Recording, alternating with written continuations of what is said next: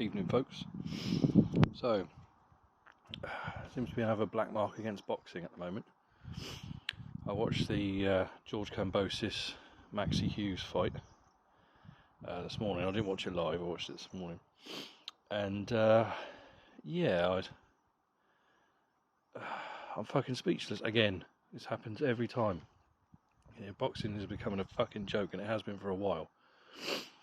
And it fucking pisses me off and breaks my heart. I mean, Maxi Hughes won the first 5 rounds in that fight straight. He was countering Kambosos, he was out jabbing him, outworking him, cut him. You know, in my opinion, those first 5 rounds were in the bank for Hughes.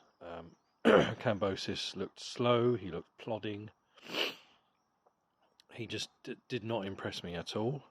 I think he was exposed last time out against Haney, to be in all truth. I think he's flattered by the Lopez victory when he won the titles in 2021, I believe. And of course, it's since come out that Lopez actually had a very nasty illness, potentially life-threatening. So Kambosos has definitely taken nothing away from the guy, but yeah, he's definitely been flattered by that victory. I will say some of the middle rounds were quite close. Purely because Hughes seemed to be, once he got cut from that accidental headbutt, he got cut over his left eye, I believe, yeah. And he seemed to be put off a little bit, because obviously, being a southpaw, yeah, that is always a risk when an orthodox and a southpaw fight. You know, feet get tangled up, and obviously head clashes are a problem, can be a problem. So, excuse me. So yeah, some of the middle rounds I gave to when I was scoring it at home. Again, I'm not a professional judge, so don't take my word for it. I gave quite a few of them to Kambosos purely because I felt he was pushing the fight. He was getting countered still, don't get me wrong. And but he was pushing the fight. He was catching Hughes with left hooks here and there, a couple of straight rights, and in slow motion replays, it was actually, watching it on the telly, it was actually apparent that some of Hughes's punches weren't actually landing. They were making contact and making a noise, but they were catching either the gloves or the shoulder, so they weren't actually landing clean. But still, at the end of it, I had it 115, 113 to Hughes, and I thought, this will probably end up a draw. That's what I thought was going to happen when the first scorecard was read out, and it was a draw. I thought, right, here we go, we're going to get a split draw or a majority draw, whatever. When the second card was read out, 117, 111 to Kambosos, I was absolutely fucking horrified. How anybody could watch that fight and think that George Kambosos only lost 3 rounds, when in my opinion he clearly lost the first 5.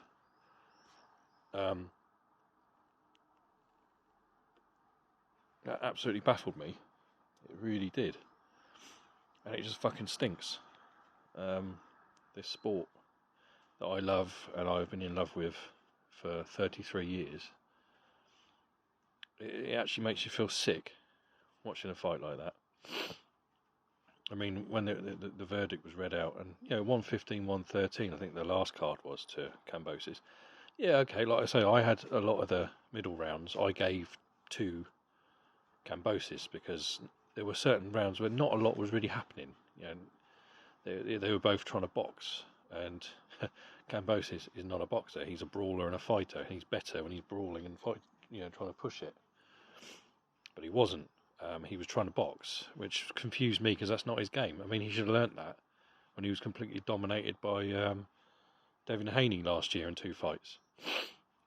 So I don't know who's telling him he's a boxer and he should box, because his advantage is his game is brawling, and he's entertaining when he brawls, and when he's aggressive, So I don't know who's in his ear.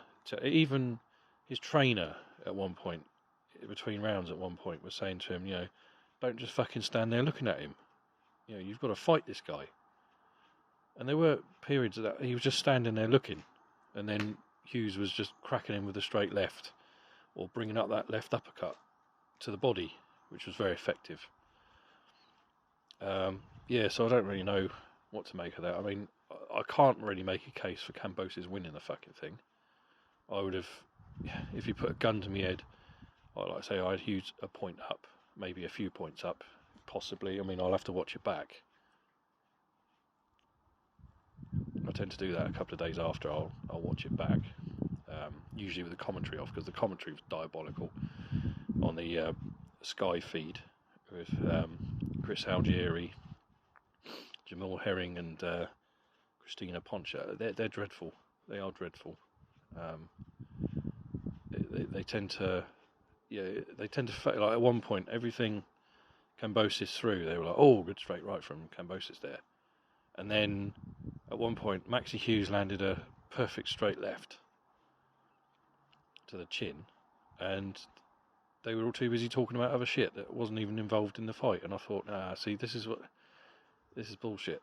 A little bit of home cooking, because it was obviously Kambosos is the top ranked fighter, so a little bit of bullshit there, in my opinion. I think they should have a rematch.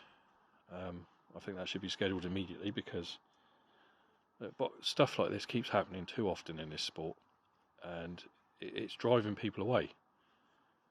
It's nearly driven me away over the years. I mean, don't get me wrong, this is nothing new in boxing. Bad decisions are nothing new. Bad decisions have been happening since the beginning of professional boxing, It's an unfortunate symptom, and sometimes it's just fucking unforgivable. And that judge who had it 117, 111 to Kambosos needs fucking sacking.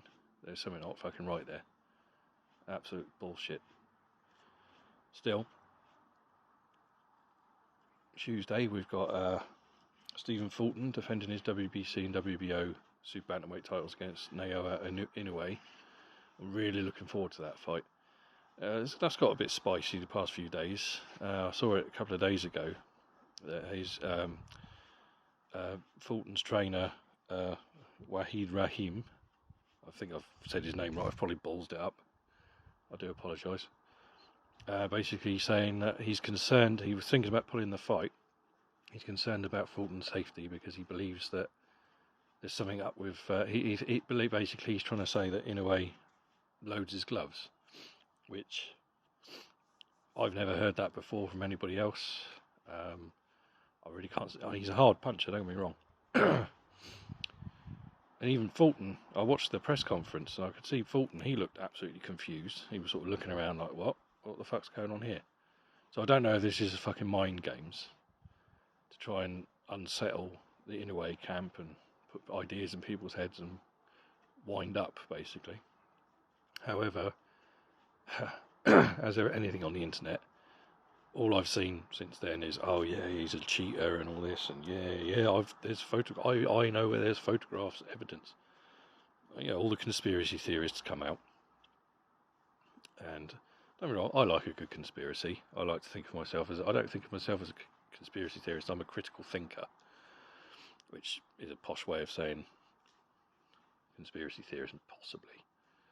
But